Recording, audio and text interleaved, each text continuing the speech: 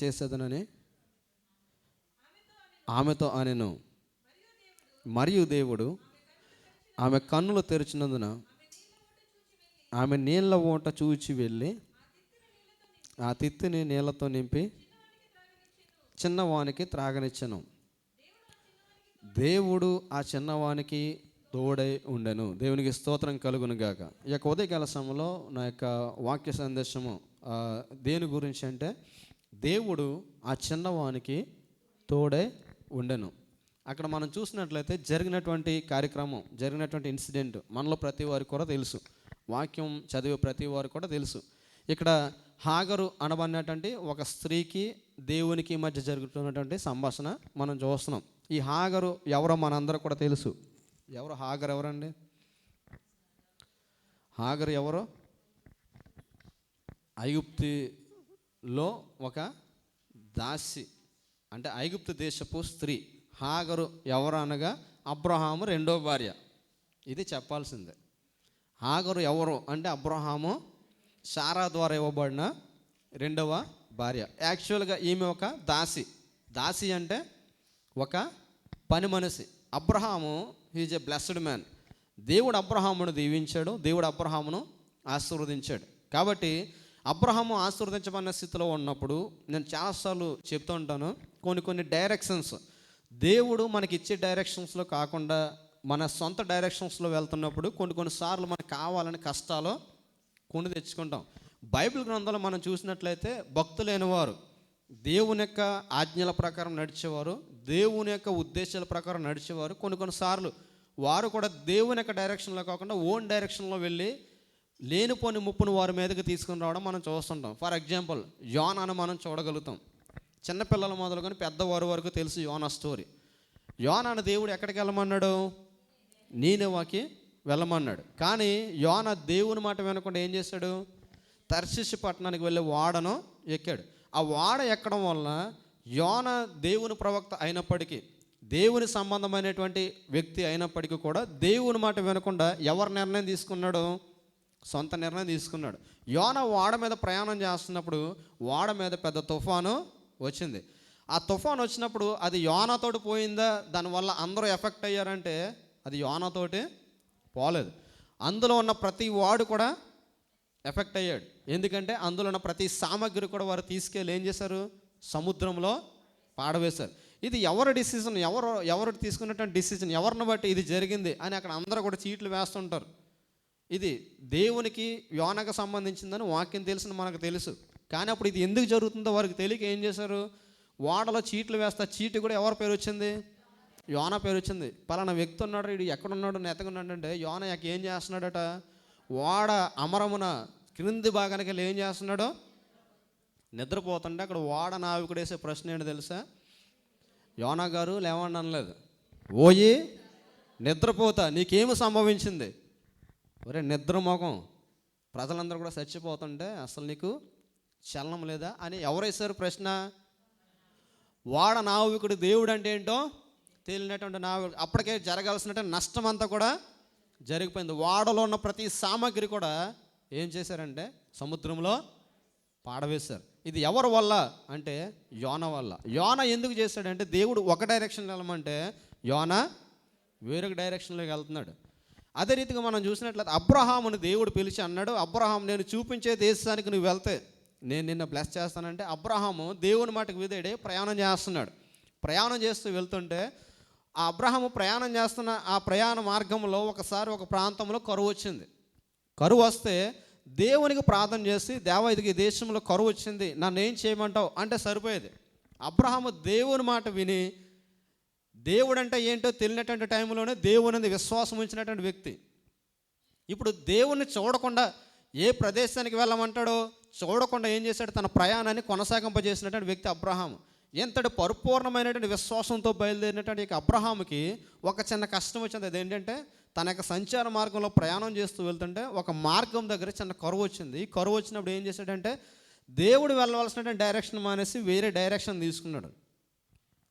అబ్రహాంతో దేవుడు అన్నాడు, నేను చూపించే దేశం కనాను అనబడిన దేశానికి నువ్వు వెళ్ళిపో అంటే వెళ్ళిపోతే సరిపోయేది. అక్కడ కరువు వచ్చింది, చిన్న బ్రేక్ వేసి అక్కడ ఆగిపోతే సరిపోయేది.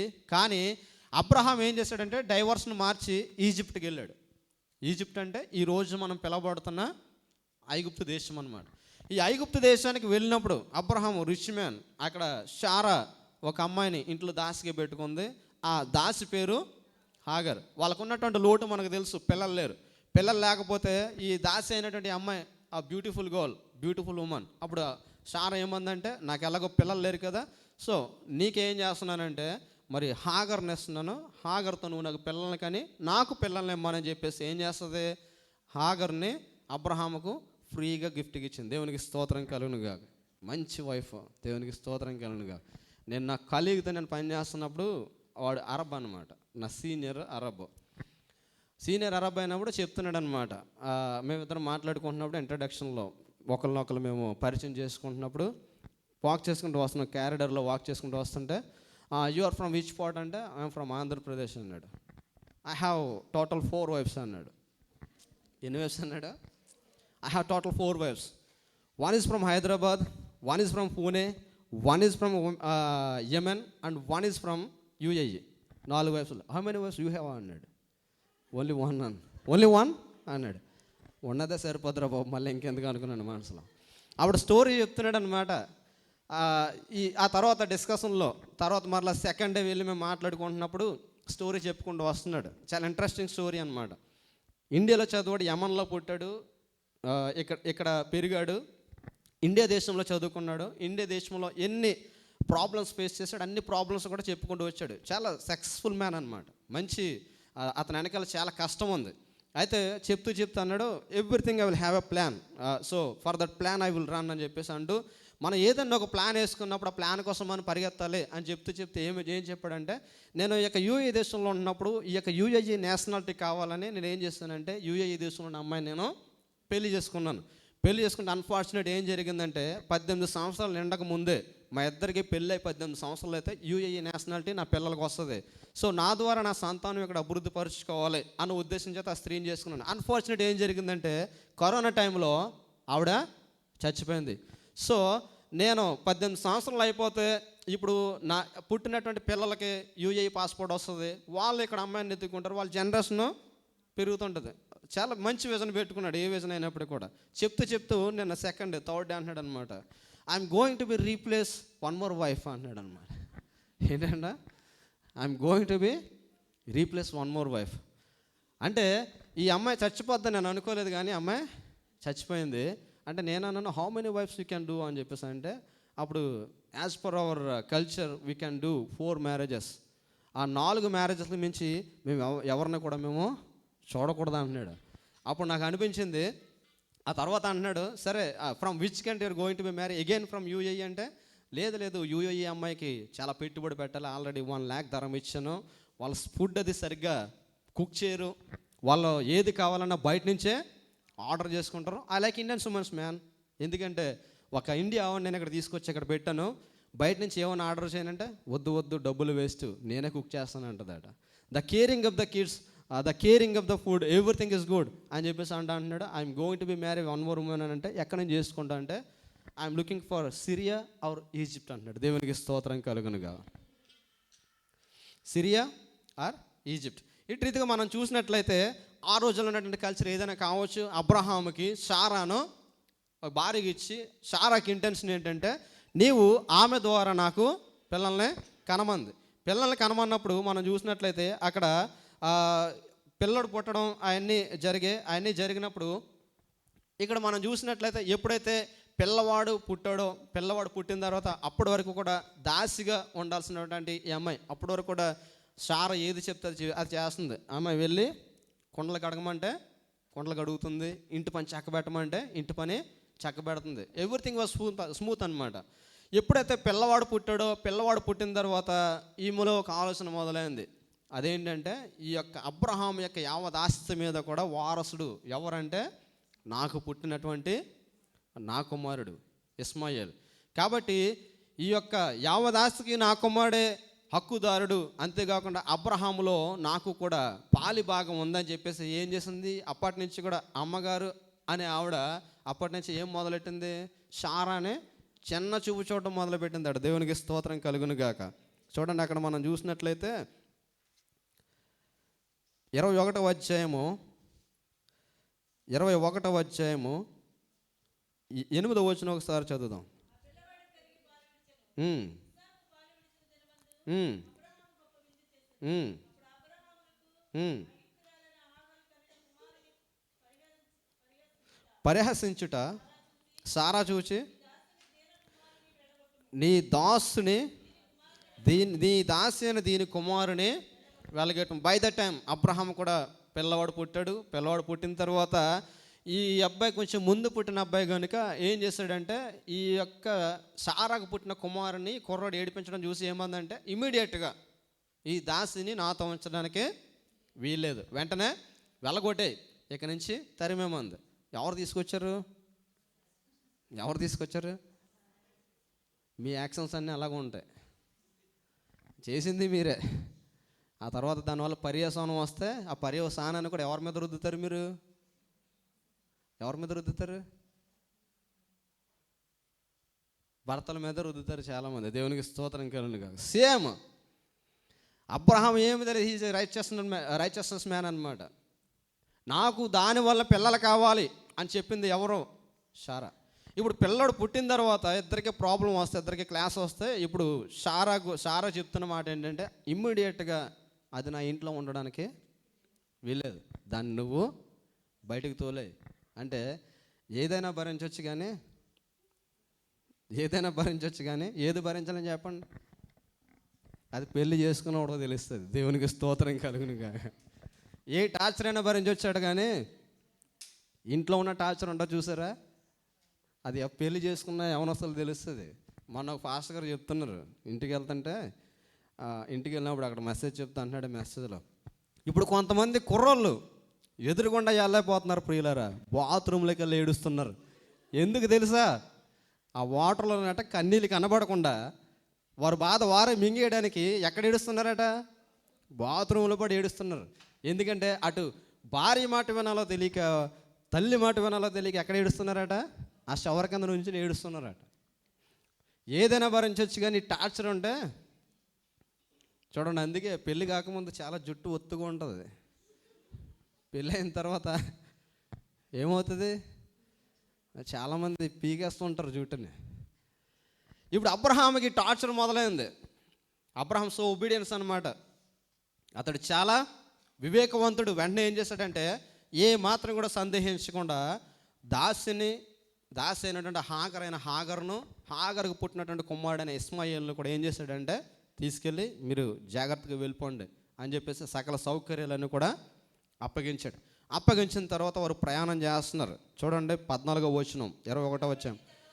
కాబట్టి తెల్లవారినప్పుడు అబ్రహాము లేచి ఆహారమును నీళ్ళ తిత్తిని తీసుకొని ఆ పిల్లవానితో కూడా హాగర్నుకు అప్పగించి ఆమె భుజం మీద వాటిని పెట్టి ఆమెను పంపివేశాను.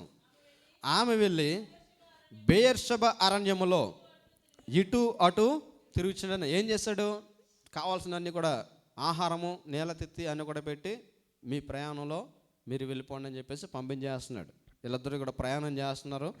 ప్రయాణం చేస్తుంటే బెయేర్షెబా అనబడినటువంటి అరణ్యములో ఎటు వెళ్ళాలో తెలియక ఆమె ఇటు అటు తిరుగుతుంది. ఎంతసేపు తిరుగుందో మనకు తెలియదు కానీ 15వ వచనం మనం చూస్తే ఆ తిత్తులోని నీళ్లు అయిపోయిన తర్వాత ఆమె ఒక పొద క్రింద ఆ చిన్నవాణి పడవేసాను. ఇక్కడ మనం చూస్తే అటు ఇటు తిరుగుతున్న సమయంలో ఎటు వెళ్ళలో దిక్కు తోచని పరిస్థితిలో ఉంది. అరణ్య మార్గంలో ఉంది, ఒంటరి ప్రయాణంలో ఉంది, ఒక స్త్రీగా ప్రయాణం చేస్తుంది. ఏం చేయాలో తోచినటువంటి పరిస్థితిలో ఉంటే ఆ తిత్తులో నీళ్లు కూడా అయిపోయాయి. అది అరణ్యం. ఎప్పట్లాగా అప్పుడు ఎక్కడ పడితే అక్కడ వాటర్ ఉండేది కాదు. అందుకే అరణ్య బాటసారులు ఆ రోజుల్లో ఏం చేసేవారంటే ఒంటెల మీద ప్రయాణం చేసేవారు. ఎందుకు ఒంటెల మీద ప్రయాణం చేసేవారు అంటే ఒంటె అరణ్యంలో ఎక్కువగా నడిచే గొప్ప అనుభవాన్ని కలిగి ఉంటుంది. అయితే ఒకవేళ ఈ ప్రయాణం చేస్తున్నటువంటి బాటసారి దగ్గర అతడు తెచ్చుకున్న మంచినీళ్ళు కానీ అయిపోతే అవసరమైతే ఈ ఒంటె చాలా నీరుని త్రాగి దానిని దాచుకొని అనేక దినాలు దానిలో స్టోర్ చేసుకునే లక్షణాన్ని ఒంటె కలిగి ఉంది. అందువల్ల ఏం చేసేవారంటే బాటసారులు అయిన వారు బైబిల్ గ్రంథం నుంచి చరిత్రలో మనం చూస్తే ఒంటెల మీద వారు ప్రయాణం చేసేవారు. ఒకవేళ వారు చనిపోయే సమయంలో నీరు లేక చచ్చిపోయే సమయంలో ఏం చేసేవారంటే ఆ ఒంటెని చంపి ఆ ఒంటె దగ్గర ఉన్నటువంటి ఆ యొక్క కడుపులో దాచుకున్న నీరుని వారు త్రాగి బ్రతికేవారు. ఇది బిహైండ్ ఆఫ్ ద క్యామిల్ అనమాట. వారు ప్రయాణానికి సంబంధించి ఒంటి మీద ప్రయాణం చేయడానికి ఉన్నటువంటి రహస్యం అనమాట. ఇప్పుడు వారి దగ్గర ఏమీ లేవు, నీళ్ళు అయిపోయింది, నీళ్ళ తిత్తులు నీళ్ళు అయిపోయాయి. ఇక ఈ స్త్రీకి ఏం చేయాలో తెలియక అక్కడ ఒక పొద ఉంది. ఆ పొద కింద ఏం చేస్తుందంటే చిన్నవాడిని పడేసి అనుకుంటుందంట, ఈడు ఇంకా చచ్చిపోతాడు కొద్ది దినాల్లో, ఇంకా కొంతసేపట్లో. ఎందుకంటే బాడీ అంతా కూడా డీహైడ్రేషన్ అయిపోతుంది, వాటర్ లేదు, ఇక్కడేమో వాటర్ దొరికే పరిస్థితులు లేవు. ఈమె చూస్తే ఇటు అటు తిరుగుతుంది, ఏ దిక్కుకి వెళ్ళాలో తెలియట్లేదు. ఇప్పుడు ఏమి చేయాలో తోచక ఏం చేస్తుందంటే తన ప్రయాణ మార్గాన్ని అంతా ఆపేసి ఆ కుర్రవాడిని తీసుకుని వెళ్ళి ఒక పొద కింద పాడేసి, వీని యొక్క చావు నేను చూడలేను, నా సొంత కుమారుడు యొక్క చావు నేను చూడలేను, దీనికంటే వీడి చావు చూడకుండా నేను దూరంగా వెళ్ళిపోవడం బెటర్ అని చెప్పేసి ఆమె తీసుకుని ఆ పిల్లవాడిని ఒక పొద కింద పాడేసిందట. పొద కింద పాడేసిన తర్వాత ఈమె దూరంగా వెళ్ళి ఈమె ఉంది. చూడండి అక్కడ మనం చూస్తాం, ఈ పిల్లవాడిని చావు నేను చూడలేను అనుకొని వెంటి మేత దూరం వెళ్ళి అతనికి ఎదురుగా కూర్చుని, ఆమె ఎదురుగా కూర్చుండి ఎలుగెత్తి ఏడ్చాను. పిల్లవాడిని ఒక చోట పాడేసింది, ఈమె ఒక చోటకి వెళ్ళింది. వింటి వేత దూరం అంటే నేను మీకు చెప్పాను, యేసుక్రీస్తు యొక్క సిలువ ధ్యాన కూడుకల్లో నేను మీకు చెప్పాను, వింటి వేత రాతి వేత దూరం అంటే మనకున్న శక్తి కొలది. ఈ రాయిని ఎంతైతే మనం గట్టిగా విసరగలుగుతామో అంత దూరం, రాయిని ఎంత ఫోర్స్తో మనం దూరంగా వేయగలుగుతామో అంత దూరంలో కూర్చుంది. ఆ పిల్లవాడు ఏమవుతాడో, కొద్దిసేపట్లో చచ్చిపోతాడు అని అనుకుని అక్కడ ఆమె కనిపెట్టుకుని చూస్తుంది. ఆ తర్వాత మనం చూస్తే దేవుడు ఆ చిన్నవాని మొర వినెను. దేవునికి స్తోత్రం కలుగును గాక. ఈ స్త్రీ వీడి యొక్క చావును నేను చూడలేను అనుకున్న సమయంలోనట దేవుడట ఎవరు మొర విన్నాడట? ఆ చిన్నవాని మొర వినెను. తల్లి ఏడుస్తుంది కానీ ఈ చిన్న కుమారుడు మాత్రం ఏం చేస్తున్నాడట? దేవునికి ప్రార్థన చేసే అనుభవాన్ని కలిగి ఉన్నాడు. దేవునికి స్తోత్రం కలుగును గాక. చూడండి, మనం చాలాసార్లు అరణ్యం వంటి మార్గాల గుండా మనం ప్రయాణం చేస్తున్నప్పుడు, ఇటు అటు తిరుగులాడుచున్నప్పుడు, ఇక నా పరిస్థితి ఇంతే, చావే నాకు శరణ్యం అనుకున్నటువంటి సమయంలో నీవు కానీ మోకరించి ప్రార్థన చేసే అనుభవాన్ని నీవు కలిగి ఉన్నప్పుడు దేవుడు అది అరణ్యమైనా సరే ఏం చేస్తాడో తెలుసా? మనకు తనకు ఆశ్చర్యమైన సహాయాన్ని దేవుడు పంపించడానికి సామర్థ్యము కలిగిన దేవుడు. ఇక్కడ మనం చూసినట్లయితే హాగరు అబ్రహాం ఇంట్లో పెంచబడ్డది. అబ్రహాం ఇంట్లో పెంచబడ్డది. అబ్రహాంకే పుట్టినటువంటి కుమారుడు ఇస్మాయిల్. హాగరుకు వచ్చిందో లేదో మనకు తెలియదు ఆ ప్రేయర్ లైఫ్, కానీ తన తండ్రి దగ్గర చూసాడో లేదో మనకు తెలియదు, కానీ తన తండ్రి యొక్క నమూనా ఫాలో అయ్యడో లేదో మనకు తెలియదు, కానీ ఇస్మాయిల్ మాత్రం కష్ట సమయంలో, ఇరుకు సమయంలో, అరణ్యం వంటి అనుభవంలో ఎవరికి ప్రార్థన చేయడం నేర్చుకున్నాడట? దేవునికి ప్రార్థన చేయడం నేర్చుకున్నాడు. తల్లి ఒక చోట పడేసింది, వీడు చచ్చిపోతాడు అని అనుకుంటుంది, కానీ కుమారుడు మాత్రం ఏం చేస్తున్నాడు? దేవుని యొక్క సన్నిధానంలో ప్రార్థన చేస్తాడు. ఈ ప్రార్థన లక్షణం ఎలా వచ్చింది అని ఒకవేళ మన ఇస్మాయిల్ని అడిగితే ఇస్మాయిల్ చెప్తూ ఉండొచ్చు, మా డాడీ చాలాసార్లు నన్ను కూడా తీసుకెళ్ళి రాత్రి గల సమయం అంతా కూడా దేవునితో గడిపినప్పుడు మా డాడీ యొక్క ప్రేయర్ లైఫ్ నేను చూశాను అనే అనుభవాన్ని ఇస్మాయిల్ కలిగి ఉండొచ్చు. ఈ యొక్క ఉదయకాల సమయంలో నేను మీకు వేసే ప్రశ్న ఒకటే, మీ యొక్క మోకాళ్ళను చూసి మీ పిల్లలు మోకాళ్ళు వేసే ప్రార్థన అనుభవాన్ని చేసే అనుభవాన్ని నీవు కలిగి ఉంటున్నావా? ఈరోజు మనం చూసినట్లయితే మన పిల్లల్ని ఎంత బాధ్యత మనము పెంచగలుగుతున్నాం. నేను నా కిడ్స్ని ఎప్పుడు ఒకటి అడుగుతుంటాను, మీరు ప్రార్థన చేసుకున్నారా అని అడిగినాడు, మీ మోకాళ్ళు చూపించండి అంటాను. మీ మోకాల్లో చూపించండి. నేను చాలాసార్లు చెప్తుంటాను, the science of spiritual life. మనకు ఈ యొక్క భక్తి సంబంధమైనటువంటి గుర్తులు మనం చూస్తే, ఒకటి ఇస్లామిస్టులు మనం చూసినట్లయితే రోజుకు 5 సార్లు వారు నమాజ్ చేస్తారు. నికార్స్గా నమాజ్ చేసేవారిని మనం చూసినట్లయితే వారికి డాట్స్ ఎక్కడ ఉంటాయి? నొసట మీద డాట్స్ ఉంటాయి. ఎందుకంటే 5 సార్లు ఎవరన్నా ఎవరు లేకపోయినా వారు దేవుని వారు ఎంతో నిష్కల్మషముగా, ఎంతో నిష్ఠతో ఆచరించడాన్ని మనం చూస్తాం. అందుకే చాలామందిని చూడండి, 5 సార్లు నమాజ్ చేసేవారిని మనం చూసినట్లయితే వారు ఇవన్నీ కూడా కందిపోయి ఉంటాయి, నల్లగా మచ్చలు పడిపోయి ఉంటాయి. ఎందుకంటే వారు అంత నిష్ఠగా వారు దేవుణ్ణి ఆరాధిస్తున్నారు. కొంతమందిని మనం చూస్తాం, ఈజీగా మనం కామెంట్ చేస్తాం వాళ్ళని. ఇండియాలో నేను చూసినప్పుడు ఒక ఆర్టికల్ నేను చదువుతున్నప్పుడు మనం చాలా సింపుల్గా తీసిపడేసి విగ్రహారాధన అంటారు చాలామంది. వాళ్ళకలా భక్తి మనం చేయం, కానీ కామెంట్స్ చేయమంటే 100 కామెంట్స్ మనం చేస్తాం. నాగసాధు అనమన్నటువంటి ఒక ఆ డివిజన్ గురించి నేను చదువుతున్నప్పుడు, అంటే వీళ్ళు ఎక్కడ ఉంటారంటే హిమాలయస్లో ఉంటారు. వీళ్ళు హిమాలయస్లోను ఈ యొక్క మరి కాశీ అనమనేటువంటి ప్రాంతాల్లో ఉంటారు. ఇక్కడ చూసినట్లయితే వారు నాగసాధుస్ అంటారు. వాళ్ళ గురించి డాక్యుమెంటరీ నేను చదువుతున్నప్పుడు, వాళ్ళకి ఇచ్చే స్టేజెస్ గురించి చదువుతున్నప్పుడు నాకు పిచ్చెక్కిందనమాట. వాళ్ళు చేసే అంత నిష్ట ఈవెన్ మనం కూడా చేయమేమో. వారి యొక్క కోరికలు చంపుకోవడానికి, లేదంటే వారు ప్రతిదీ కూడా ప్రసన్నం చేసుకోవడానికి. మీకు తెలుసో తెలీదు, వారి గురించి మీరు స్టడీ చేయండి. వారు ఒంటి మీద సరైన వస్త్రం లేకుండా రోజుకి 10-12 గంటలు ఎక్కడ కూర్చుంటారో తెలుసా? హిమాలయాల్లో ఐస్ మీద కూర్చుంటారు. హిమాలయాస్లో ఐస్ మీద కూర్చుంటారు. 10 నిమిషాలు ఏసీ ఆన్ చేస్తే మనకు చలి పెడితే దుప్పటి కప్పుకుంటున్నాం. ఏసీ లేదంటే ఏసీ కావాలంటాం. కఠోరమైన ఎండలో సైతము వారు ఒక యాంగిల్, నేను చూస్తాను వారి యొక్క యాంగిల్, చాలామంది అక్కడ ఫిల్టర్ అయిపోతారట. ఆ యాంగిల్ వేసే దగ్గర చాలామంది ఫిల్టర్ అయిపోతారట. ఆ యాంగిల్ వేయగలిగితే శరీరంలో పుట్టే ఏ కోరికైనా సరే దాని ద్వారా మొత్తం చచ్చిపోద్దట. దేవునికి స్తోత్రం కలుగునుగా. ఆ యాంగిల్ దగ్గర చాలామంది ఫిల్టర్ అయిపోతారట. ఎవరిని పడితే వాడు తీసుకోరట. వాళ్ళు ట్రైనింగ్ ఇచ్చినప్పుడు ఎవరిని పడితే వాడిని తీసుకోవడం, ఎవరిని పడితే వాడిని పంపించడం చేయరు. అందుకే వాళ్ళు చాలా రోషంతో ఉంటారు వాళ్ళు. చూడండి, అందుకే వాళ్ళు చాలా ఎలా ఉంటారంటే దేన్ని ఆశించకుండా, బాప్తిస్మిచ్చే యోహాను గురించి మనం ఎలాగైతే స్టడీ చేస్తామో అలాగా వేసుకుంటే ఒక సాల్వా కప్పుకుంటారు, ఎక్కడో అరణ్యంలోకి పోయి నివాసం చేస్తారు, భోగభాగ్యాలను ఆశించకుండా. ఇప్పుడు ఇస్మాయిల్ని మనం అడిగినట్లయితే, the prayer life of Ishmael మనం చూసినట్లయితే, నీకు ఎక్కడి నుంచి వచ్చింది అని మనం అడిగినట్లయితే, ఇస్మాయిల్ కష్ట సమయంలో, ఇరుకు సమయంలో, 13 years ఫేజ్ ఆఫ్ టైంలో కష్ట సమయంలో ఎవరికి ప్రార్థన చేయడం నేర్చుకున్నాడు?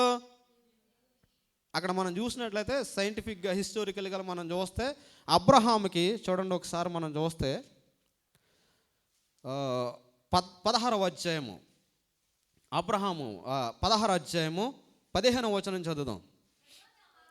తరువాత హాగరు కుమారుని కనెను. అబ్రహాము హాగరు కనిన తన కుమారునికి ఇస్మాయిల్ అని పేరు పెట్టెను. హాగరు అబ్రహామును ఇస్మాయిల్ని కనినప్పుడు అబ్రాము 86 ఏండ్ల వాడు. ఇస్మాయిల్ని కన్నప్పుడు అబ్రహాముకి ఎన్ని సంవత్సరాలట? 86 సంవత్సరాలు. Next chapter, very next chapter, first line చదవండి.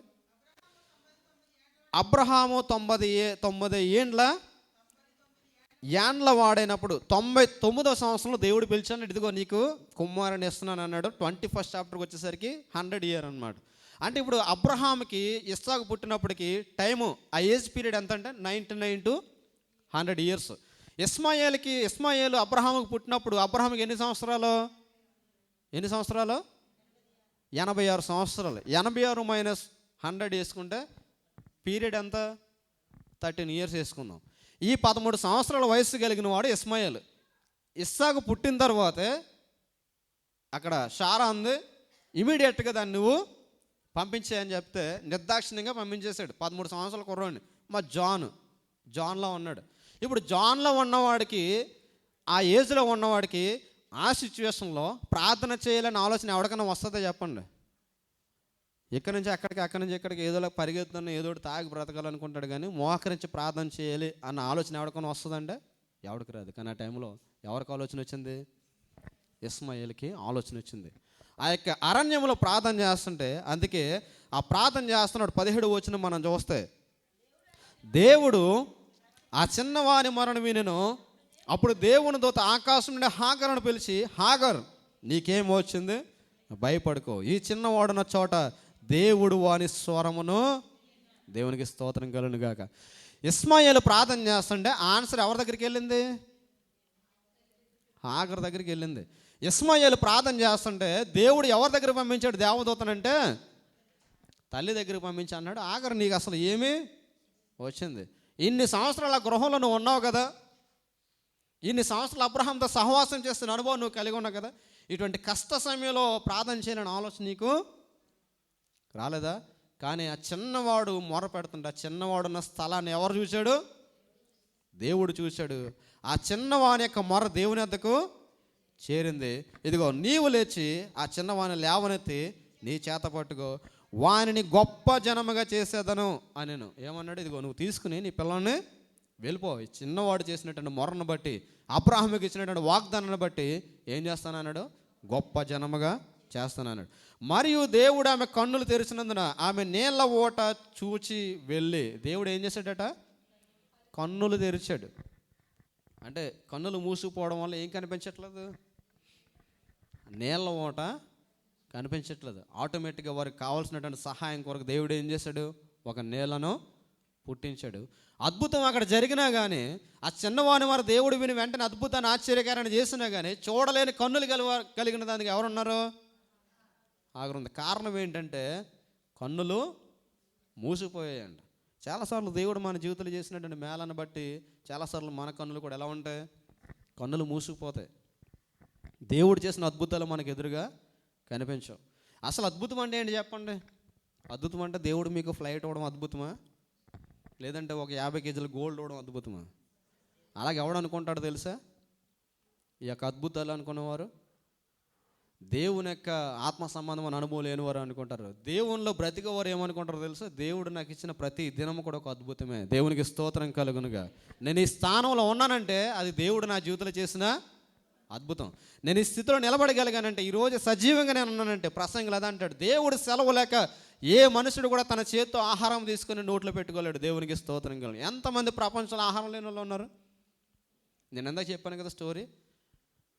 నా కలీగ్ వాడు చెప్తూ అంటున్నాడు అనమాట. ఇండియాలో చదువుకున్నప్పుడట, ఇండియాలో ఒక అమ్మాయి చాలా, అంటే అతని స్టోరీ నాకు చాలా నచ్చింది. అతను చెప్పినటువంటి అతను చేసినటువంటి ఆ యొక్క లైఫ్లో నేను చూస్తే, వాళ్ళ డాడీ చాలా రిచ్ పర్సన్ అట్టుగానే నీకు కష్టం తెలియాలని చెప్పి ఆ కష్టంలో పెంచాడట. ఆ కష్టంలో పెంచడం వల్ల $300 ఇచ్చి పంపించాడు ఇండియాకి.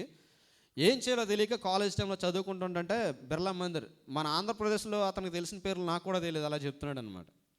బిర్లా మందిర్ దగ్గరికి వెళ్ళినప్పుడు అక్కడ ఆ బిర్లా మందిర్ దగ్గర వస్తువులు అమ్ముతుంటే ఆ ఉన్నటువంటి డబ్బులతో ఏం చేశాడట? $10,000 స్టీల్ వస్తువులు, ఆ యొక్క పూజ సామాగ్రికి సంబంధించిన విషయాలన్నీ కూడా ఆ వస్తువులు కొని 10,000 కొని 15,000కి అమ్మాడట.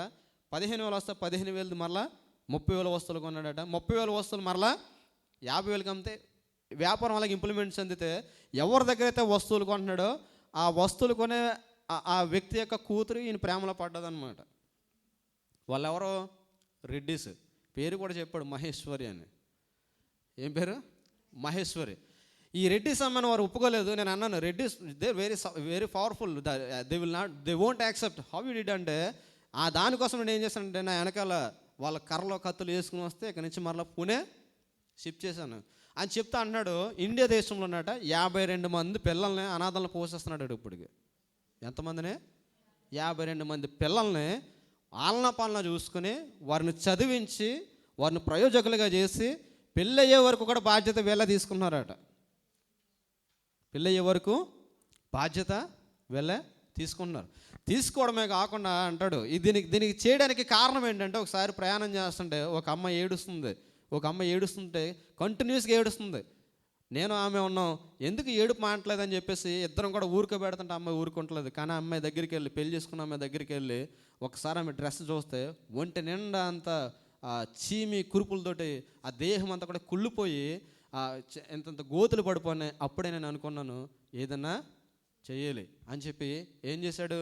ఇండియాలో ఏం చేశాడట? ఒక స్థలాన్ని కొని ఆ స్థలంలో ఒక మంచి ఇల్లు కట్టి ఎంతమంది అయితే అనాథలు ఉన్నారో ఆ ఏరియాలో అనాథలందరూ కూడా పోగు చేసి ఇప్పుడు అనాథలందరూ కూడా అతనే పోషిస్తున్నాడట.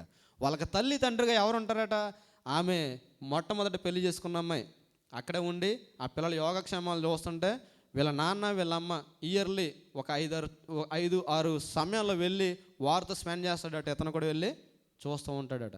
ఎందుకు నేను చెప్తున్నానంటే, దేవుడు మనల్ని ఆశీర్వదించినప్పుడు, దేవుడు మనల్ని దీవించినప్పుడు మనం కూడా ఎలా ఉండాలంటే ఆశీర్వదించబడిన వారిగా మనం ఉండాలి. ఈ స్టోరీ అంతా కూడా చెప్పడానికి కారణం ఏంటంటే, ఎంతోమంది అనాథలు అటువంటి రోడ్డు మీద దిక్కులేని పరిస్థితులు ఉంటుంటే దేవుడు మనకి ఎంత శ్రేష్టమైన భాగ్యాన్ని అనుగ్రహింపజేస్తాడు. అందుకే ప్రసంగం అంటాడు, దేవుని సెలవు లేకుండా నువ్వు ఒక ముద్దైనా సరే నోటితో పట్టుకునే చేతులకు నువ్వు ఎత్తలేవు. అది నువ్వు కడుపు నిండా భోజనం చేస్తున్నావు అంటే అది ఎవరి కృప తెలుసా? అది దేవుని యొక్క కృప. ఇక్కడ మనం చూస్తే దేవుడు చేసిన ఆశ్చర్యకార్యాలను బట్టి, దేవుడు చేసిన అద్భుతాలను బట్టి చాలాసార్లు మనం ఎలా ఉంటాం, మన ఎక్స్పీరియన్స్ ఎలా ఉంటుందంటే, ఆ దేవుడు నా జీవితంలో ఏం చేశాడు? ఏదైనా మనకి అనుకున్న జాబ్ టైంకి రాలేదనుకోండి, వెంటనే మన మైండ్లో వచ్చే ప్రశ్న ఏంటంటే, దేవుడు నాకు ఎలాగూ ఎందుకు చేశాడు? ఇక్కడ మనం చూస్తే అబ్రహాము యొక్క ఇంటి నుంచి త్రోలివేయబడినటువంటి యొక్క హాగర్ అక్కడ ప్రయాణం చేస్తుంటే అక్కడ నీళ్ళ ఓట ఉన్నప్పటికీ ఆ నీళ్లు ఓట చూడకుండా ఆమె కన్నులకు ఏం కప్పబడ్డదట? ఆమె కన్నులు మూయబడ్డాయి. చూడండి, అక్కడ మనం చూస్తే 17వ వచనం, ఆమె కన్నులు తెరిచినందున ఆమె నీళ్ళ ఓట చూచి వెళ్ళి ఆ తిత్తిని నీళ్ళతో నింపి చిన్నవానికి అరణ్యంలో ఏం పుట్టించాడండి? ఏమీ లేక దిక్కులేని పరిస్థితుల్లో అరణ్యంలో ఇటు అటు తిరుగులాడుచుంటే దేవుడు వారి కొరకు ఏం పుట్టించాడంటే నీళ్ళ ఓటను పుట్టించాడు. అక్కడ మనం చూస్తే 20వ వచనం, ఇది నా యొక్క మెయిన్ బేస్ వర్డ్. దేవుడు ఆ చిన్నవానికి తోడయుండెను, అతడు పెరిగి పెద్దవాడై అరణ్యంలో కాపురం ఉండి విలుకాడాయను. ఆ దేవుడట ఎవరికి తోడుగా ఉన్నాడట? చిన్నవానికి తోడుగా ఉన్నాడు. ఈరోజు నేను చెప్పాలనుకున్న కాన్సెప్ట్ ఏంటంటే, దేవుడు తోడుగా ఉంటే మనకు జరిగే పరిస్థితులు, మనం ఎదుర్కొనే పరిస్థితులు ఎలా ఉంటాయి అని చెప్పాలన్న కాన్సెప్ట్ మీద దీన్ని నేను స్టార్ట్ చేశాను. దేవుని చిత్తమైతే నెక్స్ట్ వీక్ కూడా నేను దీన్నే కంటిన్యూ చేయడానికి నేను ప్రయత్నం చేస్తాను. దేవుడు తోడుంటే చాలాసార్లు మనం అనుకోవచ్చు, నాకు ఎవరు లేరు, నన్ను పట్టించుకునే వాళ్ళు ఎవరు లేరు, నా యోగక్షేమాలు చూసేవారు ఎవరు లేరు, నా కష్టంలో నాతో నిలిచేవారు ఎవరు లేరు అనుకోవచ్చు నువ్వు. కానీ దేవుడు నీకు తోడై ఉంటే అరణ్యమైనా సరే, అది ఎటువంటి అనుభవం అయినా సరే, అనుభవాన్ని దేవుడు ఎలా మారుస్తాడట? నీటి ఓట వంటి అనుభవంగా మారుస్తాడు. ఒక్క మాట నేను చూపిస్తాను, సమయం అవుతుంది, నేను ముగిస్తాను. 39వ అధ్యాయము 39వ అధ్యాయము ఆదికాండము 39వ అధ్యాయము 2వ వచనం మనం చదివినట్లయితే, యెహోవా యోసేపునకు తోడయుండును గనుక అతడు వర్ధిల్లుచు తన యజమానుడు ఆ ఐగుప్తుని ఎంట ఉండెను. యెహోవా అతనికి తోడయుండుననియు అతడు చేసినదంతయు అతని చేతిలో యెహోవా సఫలము చేస్తాననియు అతని యజమానుడు చూసినప్పుడు యోసేపు మీద అతనికి కటాక్షము. యోసేపుకి ఎవరు తోడుకున్నారట? యోసేపుది ఏమన్నా చిన్న ఫ్యామిలీ అండి?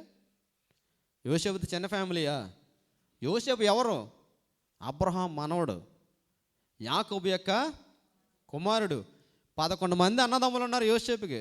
గోతులో త్రోయబడ్డాడు, అమ్మబడ్డాడు, ఐగుప్తు దేశానికి కొనుపోబడ్డాడు. పోతీఫేరు దగ్గర పనిచేస్తుంటే ఎవరు తోడుకున్నారట యోసేపుకి? దేవుడు తోడై ఉంటానట. యోసేపుని బట్టి పోతీఫేరు యొక్క గృహం అంతా కూడా ఏమైందట? ఏమైంది? ఆశీర్వదించబడ్డది. దేవుడు తోడుంటే మన లైఫ్ ఎలా ఉంటుందో తెలుసా? ఆశీర్వదించబడిన స్థితిలో ఉంటుంది. దేవుడు తోడేంటి నువ్వు ఎలా ఉంటావు తెలుసా? ఎప్పుడు ఏదో పోగొట్టుకున్నట్టుగా ఉండవు. నువ్వు ఐగుప్తు దేశం వంటి అనుభవంలో ఉన్నా సరే నువ్వు ఎలా ఉంటావు తెలుసా? యోసేపు వలె సంతోషంగా ఉంటావు. పరిస్థితులు నువ్వు లెక్క చేయవు, స్థితిగతులు నువ్వు లెక్క చేయవు. దేవుడు తోడే అన్నాడన్న సంగతి ఎవరు చూశారట? యోసేపు చెప్పుకోలేదు. నన్ను బట్టి నువ్వు ఆశీర్వదించబడ్డావు, నన్ను బట్టి నువ్వు ఆశీర్వదించబడ్డావు అని. ఆ ఆశీర్వాదాన్ని ఎవరు చూశాడంటే దేవుడు తెలియనటువంటి అన్యుడు. యోసేపు ద్వారా తన కుటుంబం ఆశీర్వదించబడ్డం చూసి ఈ కుర్రోడు నా ఇంట్లో ఉంటాం మంచిది అనుకున్నాడట. ఎంతమంది అనుకున్నారు అలాగా? దేవుని ఆశీర్వాదం ఎందుకు వస్తుంది? మీరు పనులు చేసే ఇంట్లో మీరు దేవుడు మీకు తోడంటే ఆ గృహాలను ఆశీర్వదించినప్పుడు వాళ్ళు ఏం చేస్తారు? దేవుడు ఆ ఆశీర్వాదం వారు చూసినప్పుడు మీరు వెళ్ళిపోతామన్నవారు పంపించరు. మన ఈ యొక్క కలిసి టైమ్స్లో ఒక స్టోరీ రాశారు. ఒక లేడీ ఇంట్లో ఒక పని మనిషిగా జాయిన్ అయింది. పని మనిషిగా జాయిన్ అయితే ఆవిడని ఇంటికి పంపిస్తున్నారనమాట. దాన్ని మెయిన్ ఎడిషన్లో రాశారు. అది నేను చదువుతున్నప్పుడు వాళ్ళు ఏం రాశారంటే, వాళ్ళ ఇంట్లోకి వచ్చిన దగ్గర నుంచి కూడా చాలా నమ్మకంగా ఉందట, చాలా బ్లెస్గా ఉందట వాళ్ళ ఫ్యామిలీ. సో దాన్ని బట్టి ఏం చేశారంటే మొత్తం వాళ్ళ హోల్ ఫ్యామిలీ ఎక్కడెక్కడ వారు ఉన్నారు అంతా కూడా ఆమె చేతుల మీదుగా పెరిగిన వారు అంతా కూడా ఇంచుమించు ఒక 40-50 మంది అంతా కూడా వచ్చి ఆమెకు కావాల్సిన గిఫ్ట్స్, నేను ఉండిపోతానంటే వాళ్ళే వద్దు నువ్వు రెస్ట్ తీసుకొని పంపిస్తుంటే ఆవిడ నేను వెళ్ళనని ఏడుస్తుంది. ఆవిడ నేను వెళ్ళనని ఏడుస్తుంటే నువ్వు చాలా పని చేసావు, చాలా ఇయర్స్ పని చేసావు, నువ్వు వెళ్ళి రెస్ట్ తీసుకొని నీకు కావాల్సినంత కావాలంటే మేము చూస్తాం అని అన్నారు. ఎందుకు అంటే ఆమె అంతగా అక్కడ సర్వ్ చేస్తుంది. మనం ఎక్కడున్నది ఎవరు చూడాలి తెలుసా? దేవుడు చూడాలి. నేను ఎప్పుడు వర్క్ చేసినా కూడా నేను అదే భయంతో వర్క్ చేస్తుంటాను. చాలామంది నేను ఎక్కడ వర్క్ చేస్తున్నా అంటారు, ఎందుకు ఎంత కమిటెడ్గా చేస్తావు, కంపెనీ కదా, నువ్వు రెస్ట్ తీసుకోవచ్చు కదా అంటారు. నేను ఇంటికి వచ్చినా సరే సౌజన్యని అడగండి, నా ల్యాప్టాప్ ఆన్ చేసి వర్క్ ఫ్రమ్ హోమ్ అని నా ఇంటి దగ్గర నుంచి కూడా చేస్తుంటాను. ఎందుకంటే వాక్యం తెలుసు కనుక. దేవునికి స్తోత్రం కలుగును గాక. మనం ఎక్కడున్నా ఎలా ఉండాలంటే దేవుని కొరకు నమ్మకంగా ఉండాలి. అందుకే 10 సంవత్సరాలైనా ఎప్పుడో 2007లో వచ్చిన కంపెనీ CEO గుర్తుపెట్టుని పిలిచాడంటే, నేనే సోమరపోతానంతో ఉన్నాను అనుకోండి, ఏం చేతుడు ఈయన తీసుకురావడం ప్లేస్ వేస్ట్ అని నన్ను పిలిచి ఉండేవాడు కానే కాదు. నేను రిజైన్ చేసినప్పుడు ఒక మాట అన్నాడు, if you want anything just let me know, if you want to do any favour from the company I will pay fee for your daughter.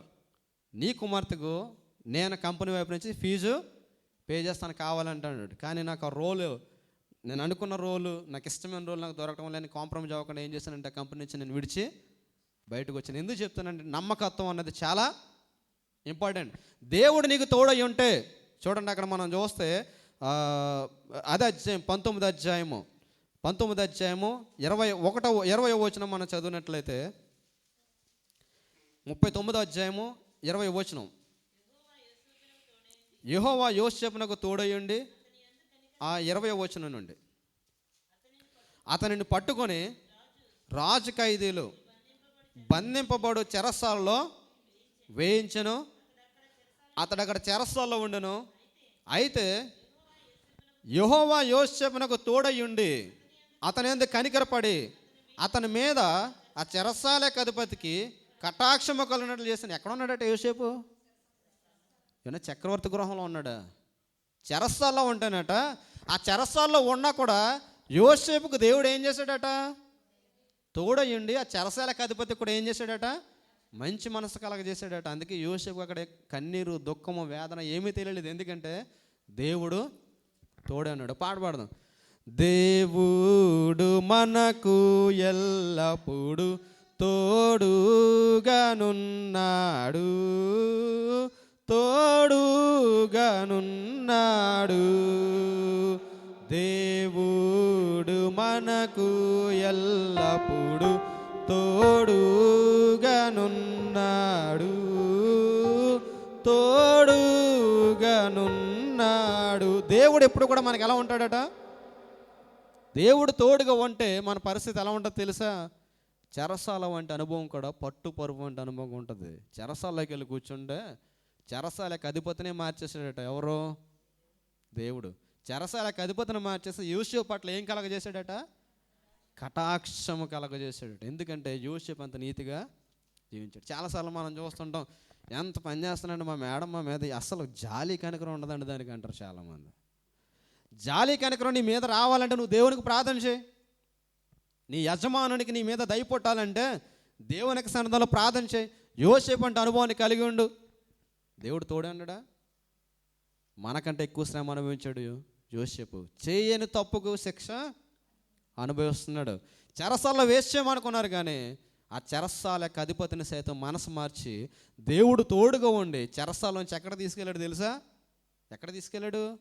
ఐగుప్తు దేశపు సింహాసనం మీదకు ప్రధానమంత్రిగా తీసుకెళ్ళాడు. ఎందుకంటే దేవుడు అతనికి తోడై ఉన్నాడు. ఈవెన్ దేవుడు తోడై ఉన్నాడు అని చెప్పేసి అదే గృహంలో ఉండిపోతే యోసేపు యొక్క లైఫ్ అంతా కూడా ఎవరికి ఎలా ఉండంటే ఒక ఫ్యామిలీ మేనేజర్గా ఉండేవాడు, ఒక కంపెనీ మేనేజర్గా ఉండేవాడు. కానీ ఆ కంపెనీ మేనేజర్గా ఉన్నటువంటి యోసేపుని తీసుకెళ్ళి దేవుడు ఎక్కడ పంపించాడు? చెరసాల్లోనికి పంపించాడు. చెరసాల్లోనికి వెళ్ళిన తర్వాత అతనికి భక్తిని దేవుడు చూసిన తర్వాత, కాంప్రమైజింగ్ లేనటువంటి భక్తిని బ్రతకడాన్ని బట్టి దేవుడు తన యొక్క నిర్దోషమైన భక్తి జీవితం చూసి చెరసాల్లో నుంచి చెరసాలకు అధిపతిని మార్చి ఎక్కడ తీసుకెళ్ళాడు? ఫరో సింహాసనం దగ్గర తీసుకెళ్ళాడు. నువ్వు ఎక్కడున్న దేవుడిని మెప్పించే అనుభవం నీకుంటే, దేవుడిని నీకు తోడుగా చేసుకున్న అనుభవం నీకుంటే దేవుడు ఏం చేస్తాడు తెలుసా? నీ పరిస్థితిని, నీ స్థితిగతిని మార్చేసే దేవుడు. ఇందాక టోక్యో కూడా సాక్షించబడు. ఏమవుతుందో తెలీదు, అది అరణ్యమే కావచ్చు, ఎండినటువంటి ఎడారి వంటి అనుభవమే కావచ్చు, దేవుడు నీటి బొగ్గను పుట్టించే దేవుడు. దేవునికి స్తోత్రం కలుగును గాక. ఇటు అటు తిరుగులాడుచున్న అనుభవం కావచ్చు, దేవుని సన్నిధిలో మోకరించి ప్రార్థన చేస్తే నథింగ్ ఇంపాసిబుల్ టు గాడ్ అనమాట. అందుకంటే నేను ఎడారులో నదులను, జీవజల నదులను నేను ప్రవహింపజేసే దేవుణ్ణి. ఎడారు వంటి మన అనుభవాన్ని మధురంగా మార్చే దేవుడు. ఎప్పుడంటే దేవుడు నీకు తోడుగా ఉన్నప్పుడు. దేవుడు తోడుగా ఉన్నాడు ఇస్మాయిల్కి. ఎడారు అంటే అనుభవాన్ని మధురంగా మార్చాడు. ఇటు రీతిగా మనం చూస్తాం, దేవుడు తోడుకుంటే ఎన్నో దీవెనలు, ఎన్నో ఆశీర్వాదాలు మనం పొందుకుంటాం. అటువంటి తోడు, నీడ, దయ, కృప, కనికరం, కాపుదల దేవుడు మనకు అనుగ్రహింపచేసి ఆయన యొక్క భద్రతలో మనల్ని నడిపించును గాక. ఆమెన్. దేవుని యొక్క